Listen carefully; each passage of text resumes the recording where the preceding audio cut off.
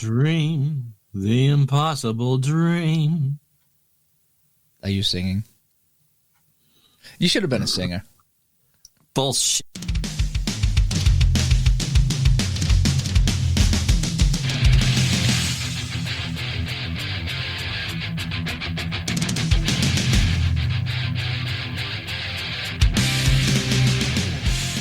Hello, everybody, and welcome to the Digital to Dice podcast. I am Dave. I'm Ron. And Ron, episode 67, what do you got? Dream the impossible dream. Or, hey, Ottawa, it's time for your show. The 67s are on. Okay, so there's a couple of ways we can go with that one there. So it's episode 67 of the Digital to Dice podcast. A lot of things going on today we're going to talk about. The big topic today, though, is going to be, is this the golden age of gaming for sports sims? And we're going to go into why we think it might be the golden age for sports sims.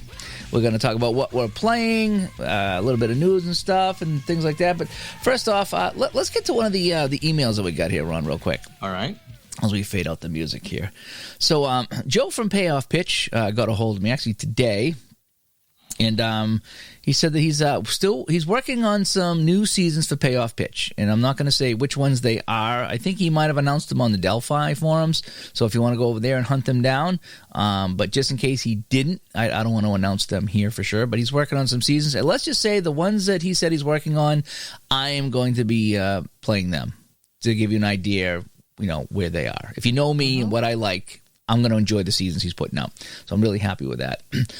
He also stated that he got a lot of people that mentioned that they either heard of his game or bought some seasons of his game after hearing us talk about it here on the show or on the Facebook group. So thank you so much for reaching out to him to let him know that you heard it from us. Absolutely. And for supporting the game, and for him in return getting back to us and saying thank you for the supporting his game and the gaming community in general. Really, it was just kind of an overall thanks for that and the whole bit. So yeah, great job by the Digital to Dice community. Wait, where is it? Right here. Oh no. No. There we go. I'll get it right at one point there. You'd think I'd know these buttons after a year and a half. It is your machine. I got them all labeled, too, and I still messed that up. Thanks to everybody that reached out to Joe and told him about where they got the game and they're enjoying the game. And I told him, I said, it's just I picked up a new game. I wanted a new game and got it in just the game. I don't know. I just jumped in with both feet, and it flows. I got it to flow, and he commented too. He heard that I was doing the Clemens replay. I'm doing the 1986 Roger Clemens replay, where I'm going to just play the Clemens games. Whoever I went onto a Baseball Reference, and I printed out, all the games that Clemens did. Well, not all of them yet, but I got 15 to 20 games printed out with how he did in the lineups, and I'm going to try to use that with Payoff Pitch and play them out. And just roll them on the desktop. I might stream a couple of them here and there. I did one on the desktop the other day. Holy cow, Jucket. Opening day against Chicago White Sox. Are you going to play the music for what we're playing if we're going into this part? I wanted to just tell this story and you just wrecked it. No, Aunt Becky is bugging in my ear. So if we're going to get into that. All right, I'll save that to what we're playing. But thanks to Joe for emailing in and talking about that. And I'll keep you updated on that Clemens thing. I'll talk about that, what I'm playing, because I'm out of order again. I'm just always out of order, You know what it is? You know what it is, Jucket? You can see right here. I made a decaf coffee today. I've pretty much swore off all coffee, but I decided to go decaf coffee today. And I think maybe it's ramping me up a little bit because I'm a little fired up today. I don't know what it is. It's that Bananas Foster that you had back in the summertime. No, it's definitely this decaf coffee. It's revving me up because I haven't had that. I've been drinking Ovaltine. That's my new thing. It was Ovaltine. Yes. And so we talk about that. All right, let's get Aunt Becky to get into what we're playing.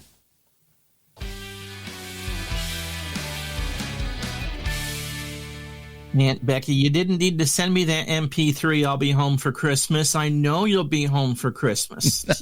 She will be. She'll be fine. Aunt Becky will be fine. Hey, speaking of Aunt Becky, those new tattoos I think will be fine. All the new tattoos are good. Yeah.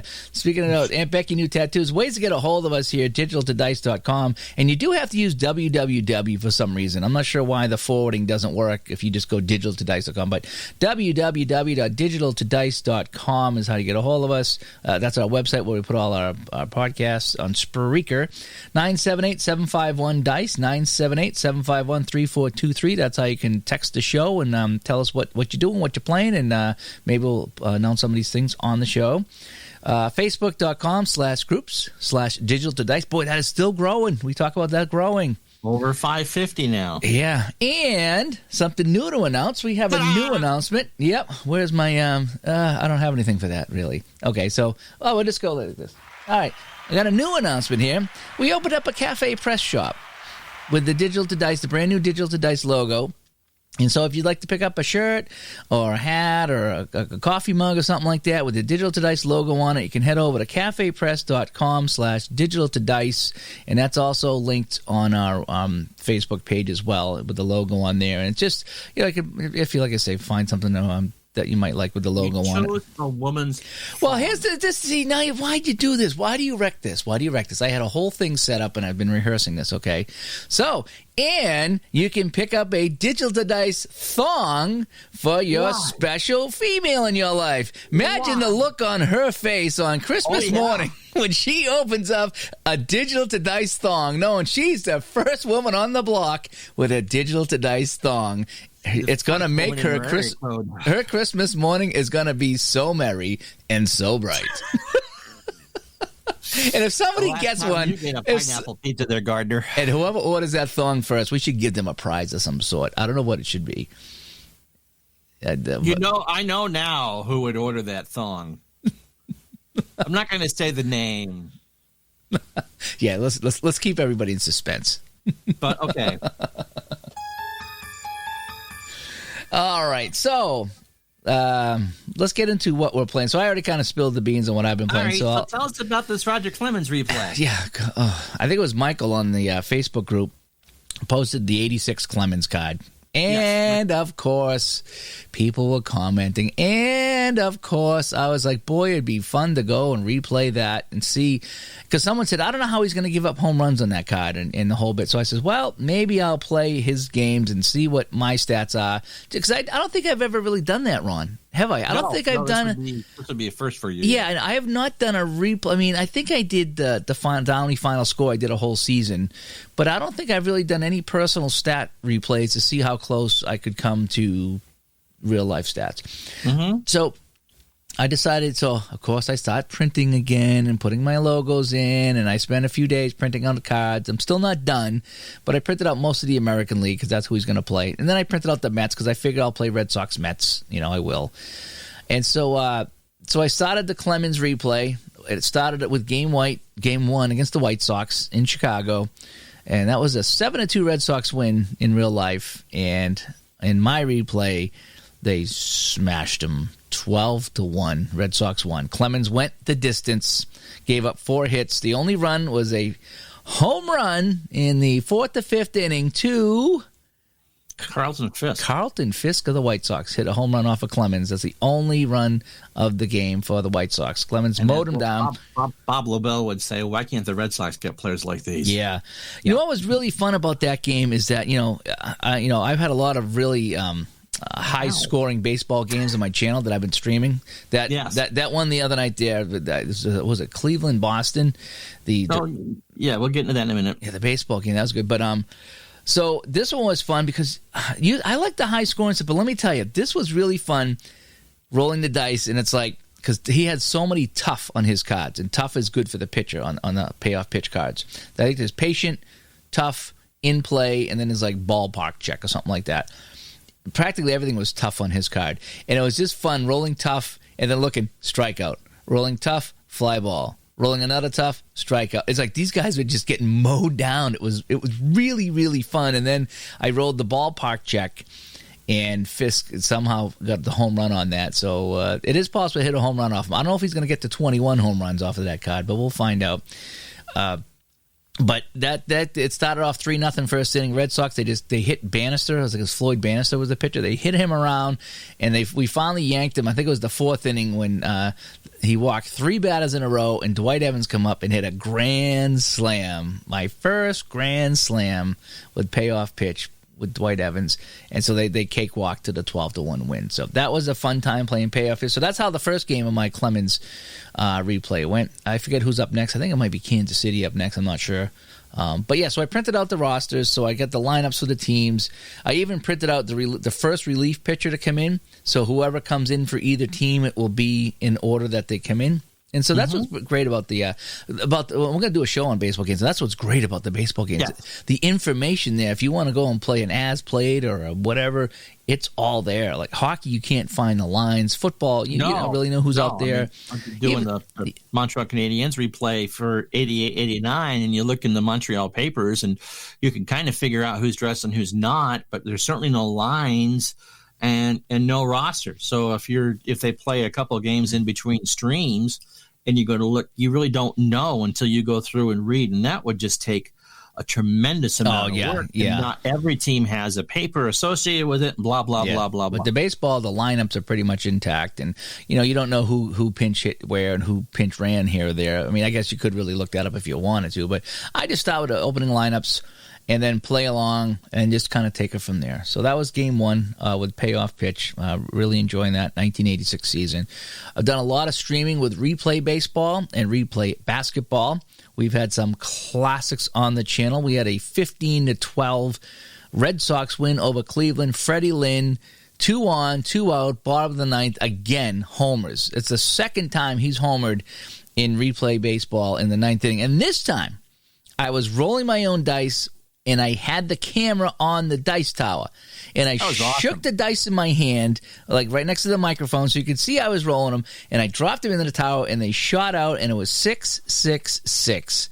Column 6, row 6, everything 6. And I typed it in on the PC Replay Baseball, and it's a home run, game over. And we had a lot of people watching at the time, too. That was thrilling. That really was. That was incredible, and that's one of those, that's why we play the game Oh, my gosh, yeah, it was. It was just so fun. I think we talked about last week, when you were trying the game, Lynn hit the walk-off homer for you against, I forget who it was. I think it was Cleveland also.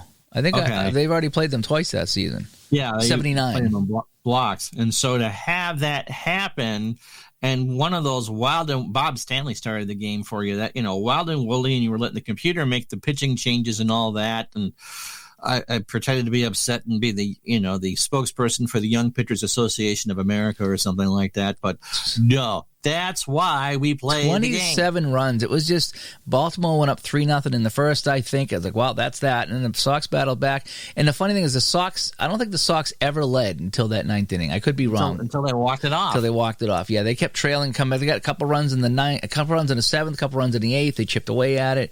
Fun game. Oh, my gosh. And then I streamed some basketball last night. That seems to be my go-to game late at night now, is a little PC Replay basketball streaming on my channel, which is Dave Gardner Videos on YouTube, if you have not already there. And Celtics played Atlanta last night. Bird was cold through 3 quarters. Atlanta was leading, and the Celtics were undefeated in my replay. I think they were 3-0 at this point, and Atlanta looked like they were going to beat them. Dominique and Webb and Doc Rivers and all those guys. And Celtics came back and just had a mad charge in the fourth quarter. And they ended up winning by 10, I think, or 8 or something like that. But the Celtics are now 4-0. But that was fun, too. I just hitting the button, watching the dice roll, and having a good time with that. We had a good crowd in the chat room last night for basketball. So, so that's what I've been playing. A lot of PC Replay Baseball and basketball and Payoff Pitch. I think I did play some Hockey Blast. I think I put up a video for Hockey Blast. And it was, oh boy, what did I do, Jucket? I played a game. There was a new one there. I think it was Boston, California from 1970, I think. I think it was 70-71, Boston, California. I played a game of Hockey Blast. And again, every time I go to stream that game, I get the weird results. The fights and the penalties and, roll off of this chat, then roll over here. It just, when I play by myself, that game flows. It's a great game. And as soon as I put it on the camera, just all the gremlins come out in that game, and it's like, wow. I think I had a minute to go, in the game, and I rolled it. It was like a fight. I'm like, I'm not going to have a fight in the last minute. It was 4-1. The game's over anyway, but I just want to finish it out. And then I rolled a penalty. It's like, no, let's just. And then I rolled another fight. Then I rolled another. I was like, and I just kept re-rolling until something else happened. You know? Yeah, well, they better to go. They ought to go fight in the locker room. Yeah, and it was a one-off anyway. It wasn't part of any kind of big project or anything like that. So if it was, and I was keeping stats, and I would have gone with it, but I was like, yeah, let me just finish it out. But it took 4 or 5 rolls for something to happen besides a penalty and a fight. End of a real basketball game. Yeah. Why are we getting a timeout now? You're down 12. I know, right? And so I ended up finishing that up there. I still like it, though. It still frustrates me at times because sometimes it's just things that happen in the game. They're like, and that's another. Yeah, and you just want it done because it's over. Yeah, and that's another topic we're going to do on the show is like overthinking things. And sometimes I just go with my gut and just like, okay, that really wouldn't happen here, and that might happen. But go in the period, that's 5 minutes ago in the game. No, we're done. Yeah, let's just wrap this up and call it a day. So did you see though, and kind of real life is all the truth is stranger than fiction. The real life game, Kansas State, big D1 basketball program, power conference basketball program. They were 1-3 on the year coming in. They played Fort Keene State, a Division II school, so a much smaller college, at home. So this game wasn't, in some tiny gym in Waka Waka, Washington or something like that. Dave, they got beat by 12. Really? Kansas State lost 82-68 to a Division II team that hadn't won this year. They came into that game 0-3. Oh, boy. Now, granted, because of COVID, there wasn't anybody in the stands except for, players and whatever. But to lose by 14. Were they rolling dice? I mean, if that was a dice roll, you'd throw out the game for being unrealistic. I've never heard of a D2 team beating a D1 team. Uh-huh. I was watching the highlights on YouTube, and they legitimately beat the daylights out of them. That wasn't a fluke. It happens, It does happen, yeah. That's why we play these games. That's why we play the games. And that's what happens in real life, I guess. It does, too. And that's what makes it fun. That's what makes it interesting, because you never know, who's going to win a game. I mean, look at Washington beating Pittsburgh the other day in the NFL. Pittsburgh's undefeated. There you go. They lose to Washington in Pittsburgh. Again, no fans, but still, this is Washington. And Pittsburgh hadn't lost this year. Pittsburgh hadn't lost yet. How do you lose that one, So anyway. You lost to a team with a logo as generic as what you would find in an unmodded Dave Cook game. Yeah. When I see that W for Washington, that's what it looks like. Oh, I gotta go into the game and change it because that can't be real. I need to put the logos in. That's funny. It is. It's very generic, So really, you couldn't do anything with that. I know you can't go with the curly Q W. When I wrote for the Nationals, I'd go downtown with a National shirt on or whatever, and someone came up to me, a friend of mine, and asked, "You work for Walgreens?" Because the W is pretty much the same. Oh, yeah. You go into CVS with that on, too. It's like, Walgreens. The guy that runs the CVS downtown's a Yankee fan, so anything I can do to get the upper edge into him. Yeah, screw that guy. We're buddies, so it's. Oh yeah, let me come in with my Walgreens shirt into your store. That'd be great. I might get you a Walgreens shirt for Christmas. You could wear it in there. That'd be great. There you go. No, really, it's the Nats. Yeah. The last thing I did, Jacket, is I printed out finally the instructions and a couple of teams for Gridiron Wars from Downey. I'm looking forward to it. Did you just get one season with that? You didn't answer that when I asked you last night. I did. I got 2001 because that was the Black Friday sale, 15% off Downey. And that's one game that I hadn't tackled yet. And I told some people I would get on. And, boy, I read the directions, and my head spun at first. And I went back and read them again. I was like, okay, this makes sense. It's just there's a lot of charts. Yes, a lot of charts. So, everything is kind of rated by letter. Yeah. And once you do the basic subtraction by letter, which is odd the first couple times you do it. I have Hardball Wars about the 78 season, and I just thought it was very ingenious. I'm hoping I can get it to flow because it looks like, you kick off, you roll the dice, you look at your kicker's rating, you look at the chart, and the kick goes to the 12-yard line. Then you roll the dice to see who got the kickoff. Then you roll the dice and look at their letter on the kickoff return chart to see how the return went. So it's all rolling and look at the chart and rolling and look at the chart. Whereas a fast action football I liked a little bit better because everything was right off the team card. So you would roll and everything was it just seemed to go a little bit faster with fast action football. Whereas, on a running play, you could call out the runner, or you could roll to see who ran it, and then you rolled, and it was either off the, you flip the cards, either the offensive card or the defensive card, and then you would go to that dice number, and the play was over. This one here, it's you roll to see who's got it. You roll what's his number. If the defense called the right defense, you might add or subtract the value from the player's letter. So you got to factor that in. Then you go to the chart and look it up. A lot of chart lookup, but it didn't look difficult. It just looked like a lot of steps. Once you get the basic math down with that, and again, it's column. You're either adding to a base column or subtracting. Subtracting letters, though, is difficult. I have a little cheat sheet, because if you have a J and you subtract 2, you're like, J, H-I-J. Okay, so that'd be H. But, I mean, see how long that takes to figure out going backwards, See, that's your basic Sesame Street you need to kick in. Sesame Street never went backwards like that. You just didn't, play it backwards. Bert and Ernie are actually human beings. If you played their skits backwards, yeah, they are actually. So. All right. So what have you been playing? What have I been playing? Well, last night I had some disturbing dude in a wimpy costume come on my stream for the Canadiens and the Islanders. I don't know what the heck that was about, but for a hamburger today, he better pay next Tuesday, or there's going to be HE double hockey sticks to pay. So I did a couple of those streams. I had a friend of ours get me Football Manager 2021, which is the mother lode of sports general manager sims. The learning curve on that makes Dolly Parton look flat. It's a full-time job, right? Pretty much. It's a role-playing game that you do with sports, and I believe this is maybe the 30th edition of it. Wow, that's a long time. I started in 1990. I played it years ago when you had to have them shipped from on CD, and they had to clear customs in the UK. And so my wife would get the mail going, "What did you order?" "Oh, my game is in." "What did you order?" One of those things. Yeah. And so you open up the envelope and there's customs stamps all over it. Well, now with Steam and all that, you just download it. Right. And the last version I bought of this was the 2013 version. And that was pretty darn complicated then. And so, oh my God, it is, it's not just an adventure, it's a job. And so I streamed that a little bit Monday night, and I'm supposed to be streaming it again tonight. I did a restart and there, and yes, it is. That is not a beer and pretzel game. No, that was pretty in depth. Although I did like when they were actually playing the game, it actually looked like a FIFA 19 playing out on the court with the graphics. Yep. That was kind of sweet. I got to say, when I watched that was kind of sweet. But yeah, as far as all the others, didn't you say you had like a 10-minute post game interview? Oh my God. Yeah, my introductory press conference, because some people played the Celtics, I'm playing Celtic. And so my introductory press conference was 10 minutes.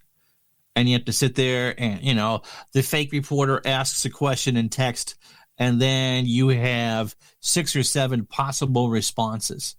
And it measures how well you respond to it. And this year's version is you can give facial gestures or smiles, or when you're talking to the team at the half or after a game, you now can frown and throw water bottles and get angry. Can you say, "We're on to Liverpool"? That'd be awesome. Oh, yeah. On the Rangers. We're on to West Ham. Yeah, we're on the one of those sort of things. And so I owe that guy some streams, and so we'll start with that. But just, it is so different from... You actually swore. You actually swore in that. I didn't realize I had done that until you had told me the next day. Ron, I'm watching your stream on Twitch, and you dropped an F-bomb. Like, what? And then you told me when I did it. I go, okay. At that point, I get frustrated with something when I go quiet on a stream, because I don't usually talk out loud when I'm just playing by myself. I'm calling things in my head or whatever. But at one point, I knew I got awful quiet. Well, it's just sometimes when you watch Al and he picks a really bad team and he gets, intercepted, or his team is just getting shut out, and then at some point he might drop a swear word here or there too. At some point he just gets frustrated. But you were doing something and the guy scored and you were just like, penalty. The guy drew a penalty in a inner squad game. yeah, that's what it was. Squad game, and my stupid player commits a foul in the box, and so the blankety blank reserver takes a penalty and converts it. Yep, that's what it was. It was funny. That was funny. Yes. So that's a tough game. That's a tough game. It really is. You really got to like soccer to be into that. You do. Now, nothing against. Did you watch the franchise hockey manager teaser? That's why we're doing this a little bit later than we were normally going to do it. Yeah, I watched that today. Tell us a little bit about that. So franchise hockey manager 7 is releasing, and it might even be next week, and they've added a 2D chalkboard. Okay. I think Eastside Hockey Manager had something really similar to this when it first came out. Yeah, so it's a little like the Action PC, but it's more blocky and it moves along really fast. It's a really fast kind of stream. It's a little clunky. I think it has hope. I do. Okay, because I watched the premiere again today.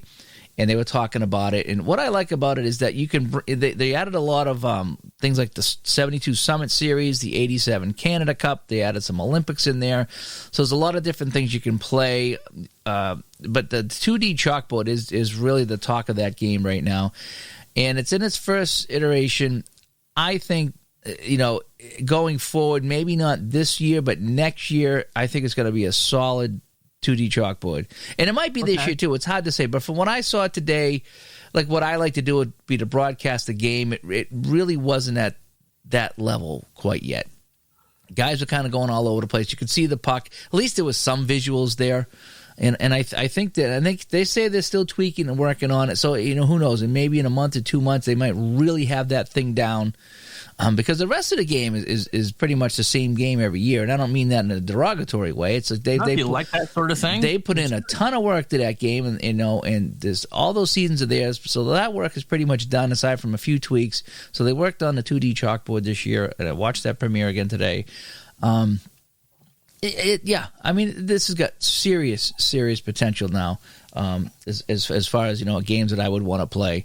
Just because, I can't do the GM stuff anymore. I have a real hard time with that. But I had a lot of fun with that game. I played that game, a long time, especially Franchise Hockey Manager 2, and just enjoyed, watching the seasons play out and the whole bit. But now there's a little bit of graphics. Now, if they could get that chalkboard down, I could, stream it and broadcast it and do what I'm doing with these other things. Is just kind of pick a game of the week and broadcast it and just have the season go, because I can't manage a team in that game to save my life. I did win the Avco Cup in one of the WHA seasons one year, which I just kind of just let everything just go on automatic. I really didn't do much in that game. But yeah, so Franchise Hockey Manager 7, I have my eye on it. Let's put it this way. I have my eye on it. So that's pretty much that. So you played some of that soccer game. You streamed some more hockey. Anything else you've been doing? Did some daring racers. Okay. Been doing the 2019 Formula One season. Unless you don't drive a Mercedes or a Ferrari, you're just not going to win. But that's been fun because I know some of the tracks, and this time I did Azerbaijan, and that is a very tight, old school Monaco style street course. Although it really doesn't matter for the game, it's all about the storytelling, illusion, imagination type deal. And for most of the race, Lewis Hamilton was not going to win. Ferrari is going to win. It's the first time, Hamilton and Valerie Bottas, the other Mercedes driver, they've won the first 3 races of the year, and sometimes quite handily. And so it looked like Hamilton wasn't going to win, and Vettel was holding him off until we got to the last segment. And Vettel rolled an okay number, and Hamilton hit his marks. And you could just picture in your head that, okay, there's 10 laps to go. I've got to chase him down. And he did. Wow, that's pretty sweet. And that's, all you get's a number. But if you can just kind of picture the track in your head and know what the spacing is, 1 or 2 spots on on a board, like, yep, you know he's grinding, he's catching up, that driver who's leading has got to keep hitting good numbers. And so, yes, you can start to get the flow on that of how a car race or a Formula One race should be. The game. I watch that once in a while on the TV, and you always wonder, those turns are so tight, and the track is really, it's like, and you slow down, and slow. It's like, how does anybody ever pass anybody in that unless there's an accident? It's hard to do, and it shows in the game. Where NASCAR, you get a lot of passing, and because of yellow flags and such, the fields are always bunched together. Same with Indy cars as well. Formula One, it's all about qualifying and where you start on the grid and hoping that your car survives the 2 hours of torture it's going to get, because those cars are beat to death between the tight corners and the curbs, which aren't flat, and trying to keep the suspension. But if there's a reason why they don't do ovals in F1. They would just go too fast. That would be awesome. No, that would be awesome. Wouldn't it? I would just love to see one F1 oval race. I know, right? So anything else? No. That's about it. Okay. Should we get on to the main topic?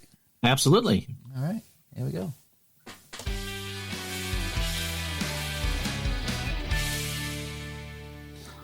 So today we thought we'd talk about, is this the golden age of gaming for sports sims, tabletop sims, and maybe even PC sims, all the things that we like to do here. Mm-hmm. And Ron, I think you actually brought this topic up a little while ago, so why don't you explain what you meant by this? Episode 1, I think we talked about that.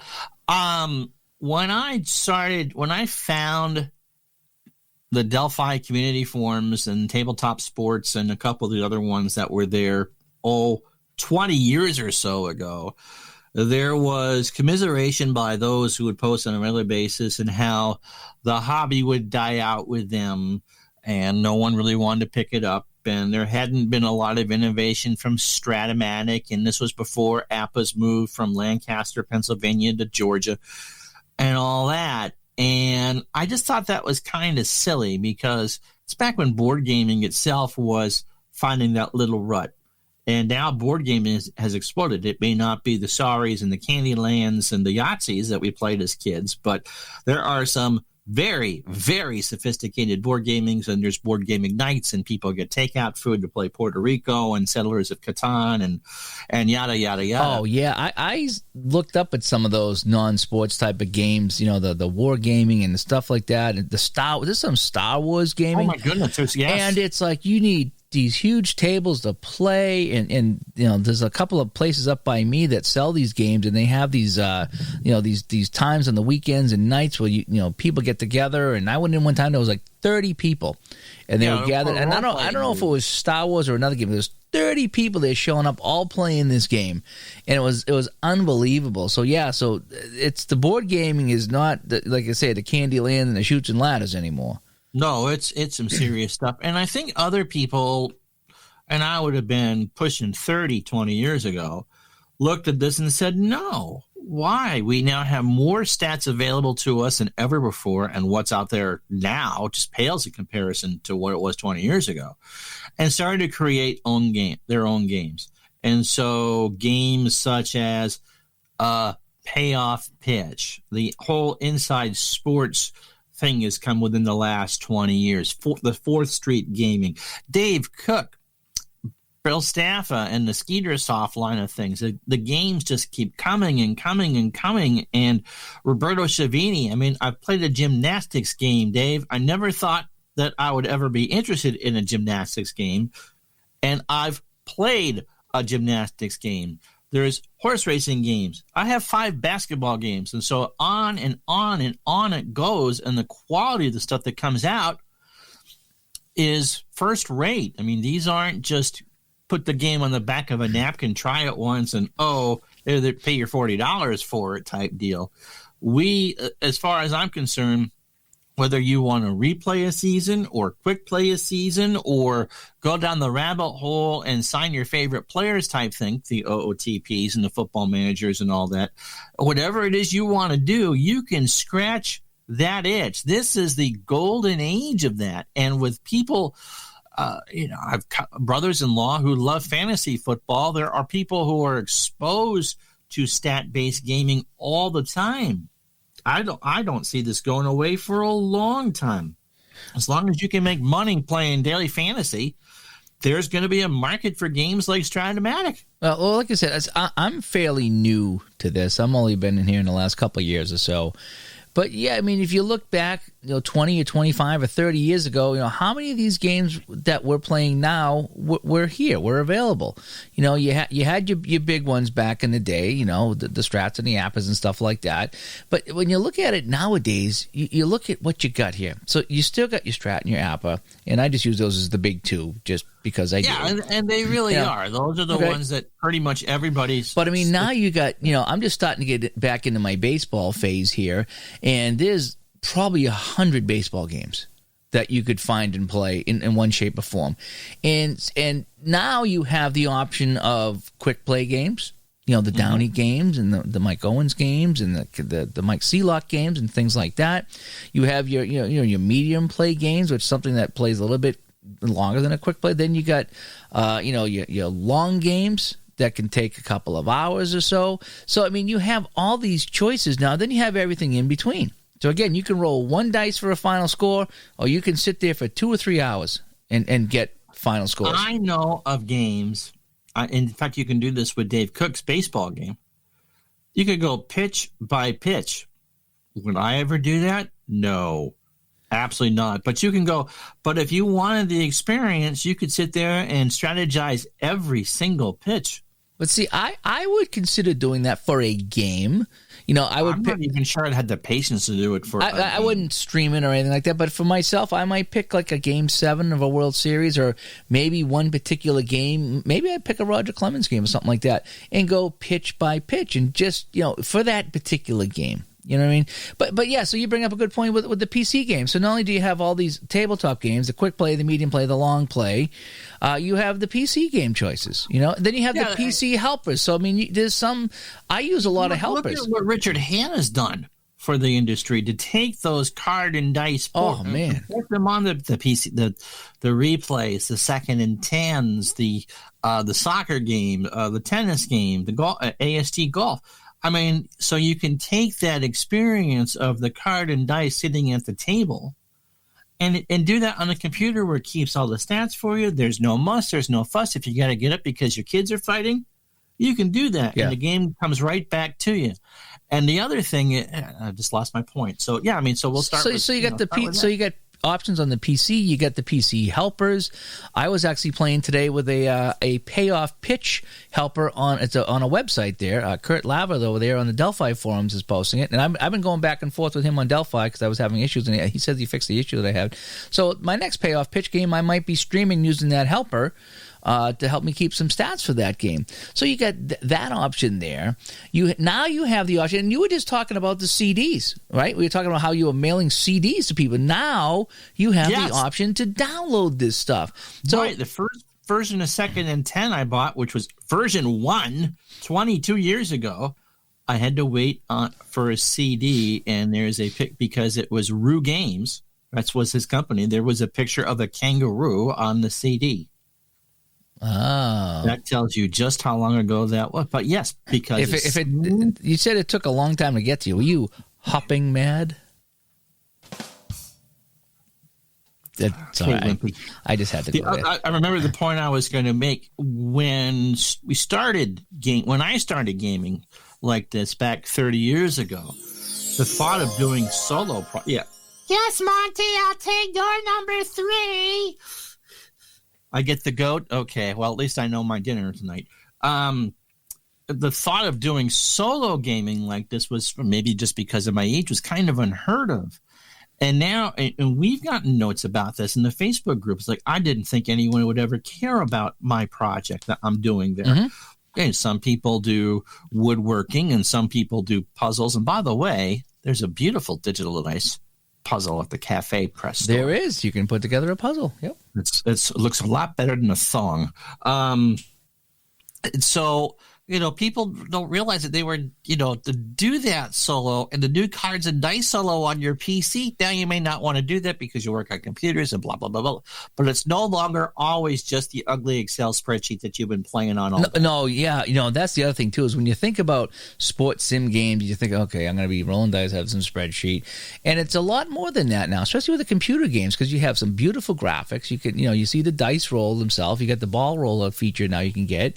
You can go as simple or as busy as you want. You can put in your own logos. You can put in your own fields. You can really jazz up these games nowadays. Myself, with the PDF stuff, and I like having the option of PDF. And let's talk about the cards. Some places put out these unbelievable cards. Yes. Really. Cards are beautiful. Top-notch cards. You pay for them, but you get top-notch cards from these people, even through the drive-through there.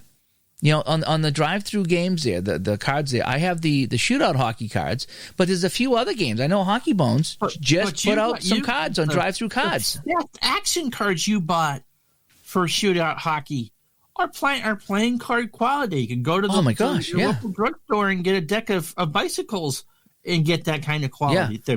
Yeah, so the quality of these cards that you can get now, you pay a premium for them, but you can get those there, that are just gorgeous, But the idea that, I downloaded a bunch of Payoff Pitch seasons, and I was like, something, I jazzed them up.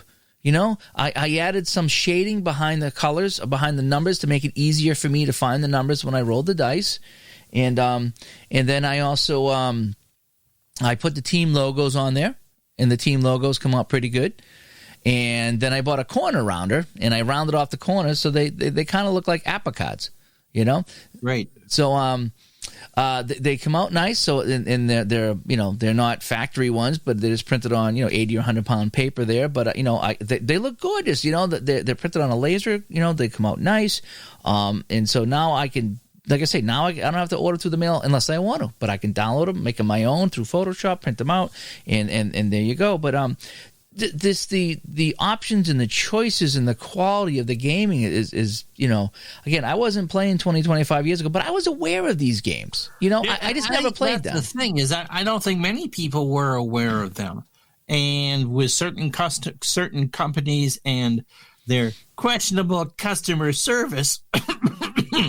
It may not have been the best entryway to get into those games. And because so much is out there stat-wise, and all these games are math-based, as long as you can come up with the equation to answer how many licks does it take to get to the center of a Tootsie Roll Pop, it's 3, then you can do that. And so there are lots of, as Colonel Staffa would say, there are lots of different mousetraps to get to what you want. And they're all... Again, we are asked all the time to compare and contrast, and we won't do it because most of the games are really just damn good. And look at the choices that you get too. You can take games are so different. You can have some games that it's a simple roll off the cards and you're done. You have other games that you need to go heavy into the charts.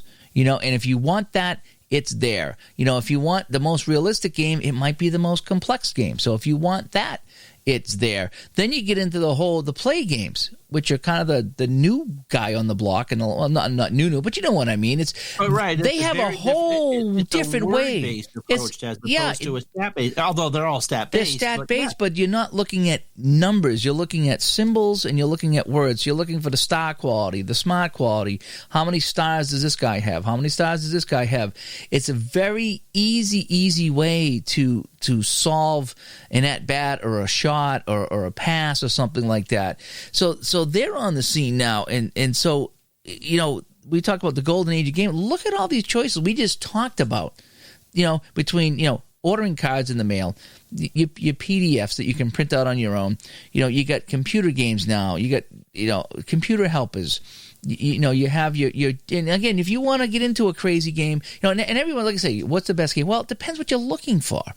If you want a quick play, easy game, I would suggest this. If you really want a full-blown game, you don't mind taking 2 to 3 hours to play, and you're going to get every stat possible, then you want to go over here. And then you got the games that offer basic modes, an advanced mode, and an ultra or super advanced mode, like even regular season basketball, which I really like playing. You could just roll for final scores, or you could sit there and take a while and get all the stats in. And the other thing too is that we're at the end of the line for the Patriots dynasty, and so the kids who grew up watching Tom Brady every Sunday or Monday or Thursday and do what they did to the league for 20 years, they're going to get nostalgic about it the way that you get nostalgic for Orr, and I get nostalgic for the 80s Red Sox as much as it pulls out my hair to do so. And those kids are going to be, 20 years from now, those kids are not going to be liking whatever the product is that they're seeing, and they want to go back and play Steph Curry with the Golden State Warriors, Tom Brady with the Patriots, Mike Trout and the Los Angeles Angels, or Clayton Kershaw, or whatever, or the 2019 Nationals when they won the World Series, or whatever it is. That nostalgia factor sells a lot of these games. I mean, that's what got you into it. You didn't really want to play the Brad Marchands and the Austin Matthews. You wanted to play Bobby Orr and Raymond Bork. Yeah, and I didn't mind playing some of the newer Bruins teams in these games. But like baseball, I don't know anybody. Football, I know Brady and the whole bit, but I would rather go back and play Brady from 20 years ago. I think that would be fantastic, and so you have all these choices. You can go back and play these games. You can play, and that's the big thing too. Is you go back and play the season that you want to play, and that's one thing we haven't talked about yet. And you brought that up. You brought up the seasons where it's like you can find just about any team, any player, any game from any sport within reason, and play that team or that player or that game, and you don't have to worry about sumo wrestling game. I haven't tried it yet, but there's a sumo wrestling game. We didn't even talk about wrestling games in general. There's a lot of wrestling games out there you can play. There's also, doesn't Downey have a tractor pull game? They got a tractor pull game. They do. And so this you can play just about anything you want on the tabletop, and you're not limited to the current season. And if you like the current season, that's fine. The other thing I saw, which was kind of neat, as the phone rings here in Studio B, is what was I going to go with this? We were talking about tractor pulls. I forget where I was going with this. Just the amount of the different number of games that are out there in seasons and stuff like that. Yeah, you can play, like I say, you can find a game and you can play any season and any player you want, and in any way you want. In a lot of these cases, you'll find a game, and again, whether it's Strat or App or a Payoff Pitch or Pine Time, there's a ton of baseball games out there, and you'll find one that flows for you and that fits your playing style. And the great thing is you can try them all. How many hockey games do I got? I've tried them all, and I've enjoyed them all. It is such.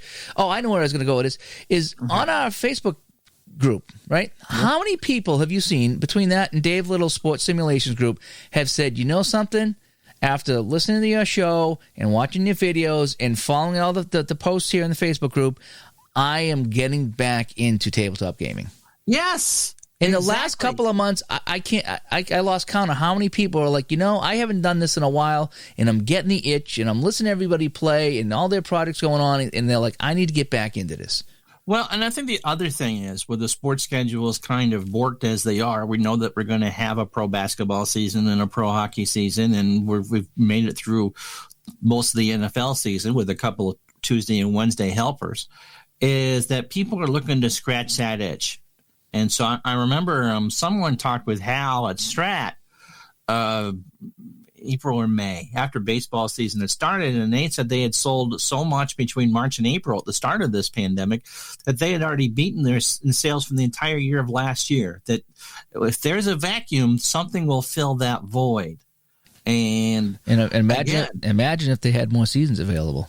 I know what their sales would have been. One of the reasons why they don't have that many seasons available. But just going through and saying that I want to be able to recreate my ideal sports world into that. And so, yes, it's like, oh, well, these people who seemingly aren't serial killers or dumpster divers or anything like that are playing this. Like, oh, yeah. But there's so much you can do. The sky's the limit. Your imagination is endless with what you can do. Today I get up, and as you know, I have a Wales and a Campbell NHL All-Star jersey matching set in my house.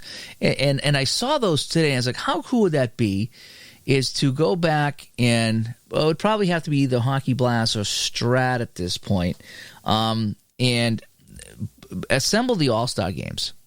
You know what I mean? Take all the teams that I got and just find out who played in the All-Star game and pull out those cards and play an All-Star game in one of those games.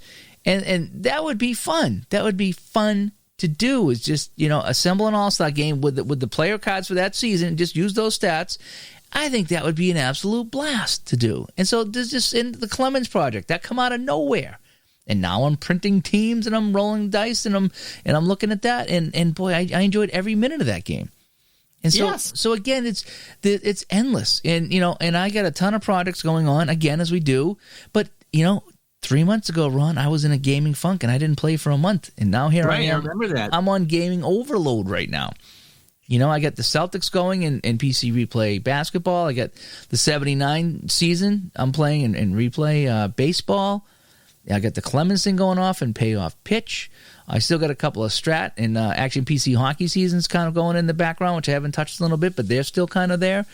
I'm going to fire up the Downey game-winning drive. I'm going to play all the Super Bowls and game-winning drive. And I picked up, as we talked about, Gridiron Wars, and I want to give that a go. It's endless. And if Gridiron Wars turns out to be a fantastic game, then I'm going to go back and grab a couple more seasons and play some more games with that. And it's gaming overload. Oh yeah, yeah, and it takes you to a spot where you're comfortable. And okay, you know more of this than me, and maybe the audience can help us out with this question here. Is that 20 or 25 or 30 years ago, you weren't in this position? I'm honestly surprised that no one has done anything like what we do before. There was individual game newsletters, and our friend St. Patrick and his sports sim magazine that they is doing now is the closest thing to that. But as far as trying to cross communities, and then that's one of the good things about social media and the internet, is that you can show off these things. It's not just that the information is there that you normally would have had to have paid thousands of dollars for. And I'm not exaggerating for that, because a lot of it was proprietary until people started filling in box scores and stuff like that. But it was all very much clustered into who you knew and what did you play. Yeah.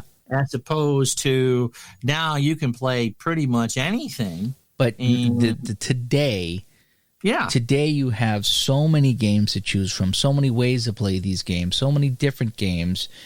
And that's why it's kind of a bummer when I see people fighting over, like, what's the best game? Because it's like, something, every game does something a little different. And that's why I try different games. And even though I'm enjoying my Payoff Pitch, I like the Strat, I like the App of Baseball, I like the All-Star Lineup Baseball, I like the Payoff Pitch Baseball. I just listed off, what was that, 4 or 5 games? Something like that, right? And I'm still looking to try new other games. I want, and I get the Replay Baseball on the computer. It's like, so I could probably play that on cards and dice too. And I'm still looking for more, because I like to see what each game does. And some games do one thing really well, and you go there for that. And other games do something different really well, And so there's different reasons why you go to different games. And boy, again, it's like walking into a buffet of games. It really is. Yeah. And so, is this the golden age of gaming? Oh, I think so. How could it not at this point?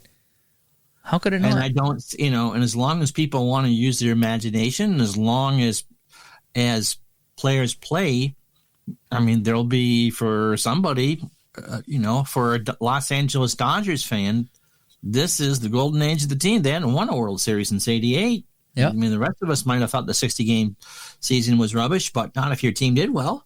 It was great. And so people will be maybe not nostalgic for the times, but nostalgic for, because if you're nostalgic for this. Yeah. And now you can share all your stuff between Delphi and Facebook and things like that. And you can sell a long time. But I think because of what Dave Little's done and what we've done, and kind of, I hate tooting my own horn, but kind of taking some of the clickiness out of sharing this stuff, because I think you and I are still on the younger end of the playing platform as far as age is concerned.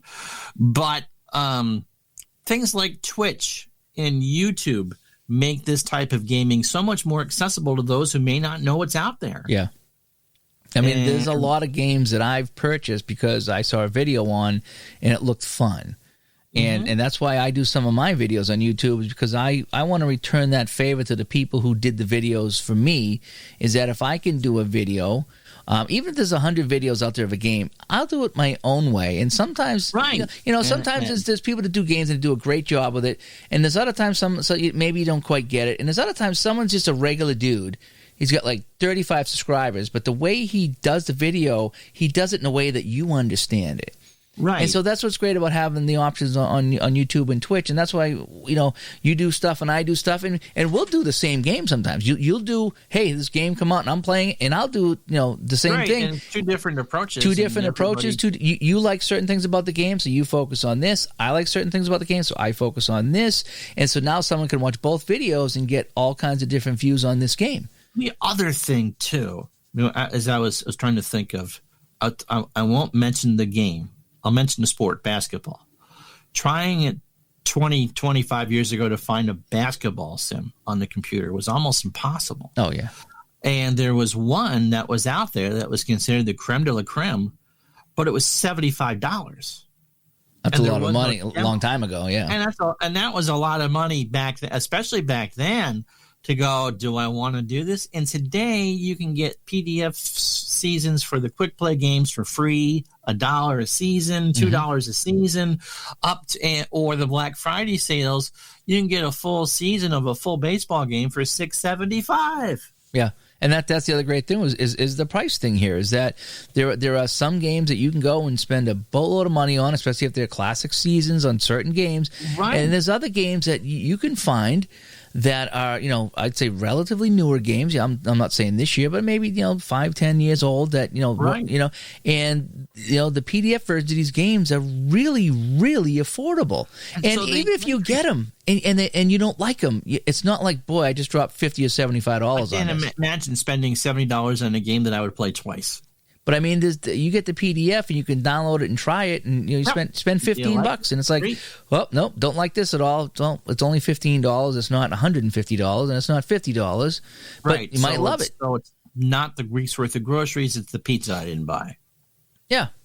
So and the other, so it just makes the entry barrier into these games a lot easier to swallow. Because if you're looking through and going, oh, well, I grew up, I turned 14 in 1967. And, of course, this being episode 67 in the American League, it's the 4-team race. And so I want to go back to being that. And so if I do that, it's $80 and blah, blah, blah, blah, blah.